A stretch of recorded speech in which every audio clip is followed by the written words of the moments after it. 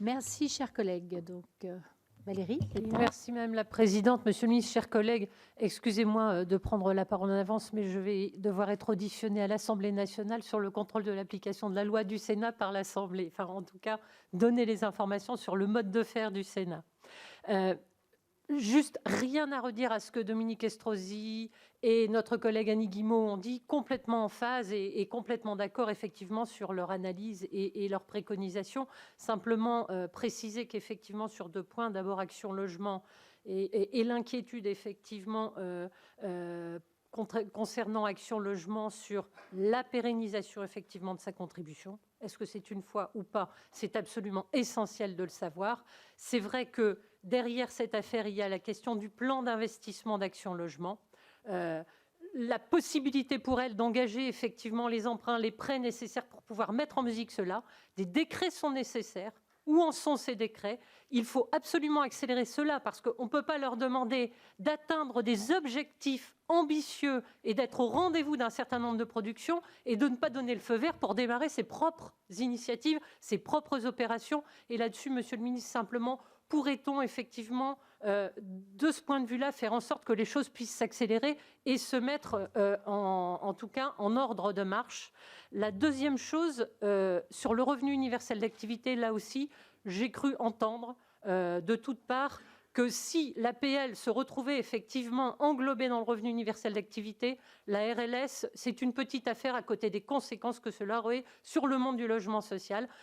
Si vous pouviez là-dessus nous éclairer et nous rassurer, Monsieur le Ministre, et en tout cas, si une telle réflexion était en cours, que le Parlement y soit peut-être fortement associé en amont pour peut-être que nous puissions apporter aussi le lien que nous avons avec les territoires, le terrain et les acteurs pour essayer d'éviter peut-être les écueils qui pourraient y avoir.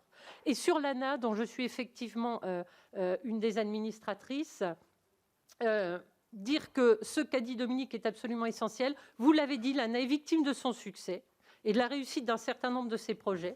Mais sur ce qui concerne le plan Chaudière, 15 000 logements devaient être concernés. 15 000 initiatives, c'est plus de 40 000 en fait qui ont fait l'objet d'une demande. Ça a fait exploser un petit peu le budget, ce qui fait qu'aujourd'hui, l'ANA doit aller chercher sur sa trésorerie.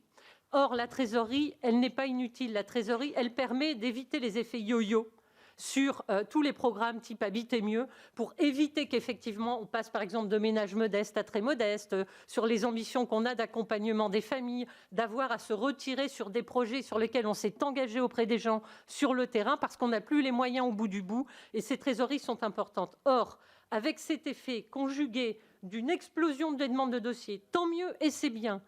Et aussi, autre chose qui va être sollicitée, vous le savez, Monsieur le Ministre, auprès des crédits de l'ANA, c'est qu'aujourd'hui, il y a Cœur de Ville qui va monter en puissance. Mais il y a autre chose, et vous l'avez dit.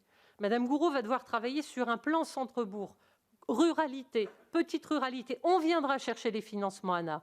Ce qui veut dire, tout simplement, que si on n'a pas fait en sorte, comme l'a dit Dominique Estrosi, de monter la part des crédits quota carbone qui seraient affectés à l'ANA. L'ANA, il faut le savoir, avait 550 millions en 2018 de recettes de quota carbone. Il y en a plus aujourd'hui, mais on les a plafonnés à 420. Le reste repart sur le budget de l'État. Donc, on ne perd pas de recettes. Les quotas carbone, ils augmentent d'année en année.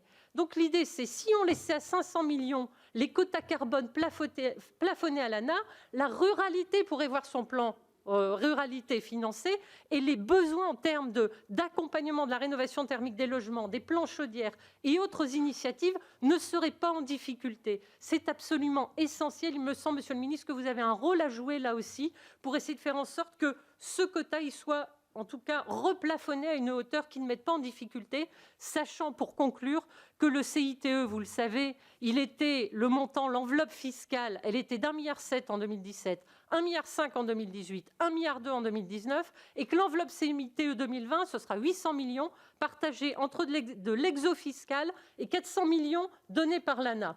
On comprend qu'il faille réduire la voilure, mais attention de ne pas mettre en plus en péril les ressources de l'ANA. Voilà ce que je voulais dire au moment où on va avoir une ambition forte en matière de rénovation thermique des logements. Eh bien, il faut être en accord là-dessus. Voilà ce que je voulais dire pour compléter les propos, encore une fois, très exacts de nos collègues. Merci beaucoup, Valérie. Monsieur le ministre,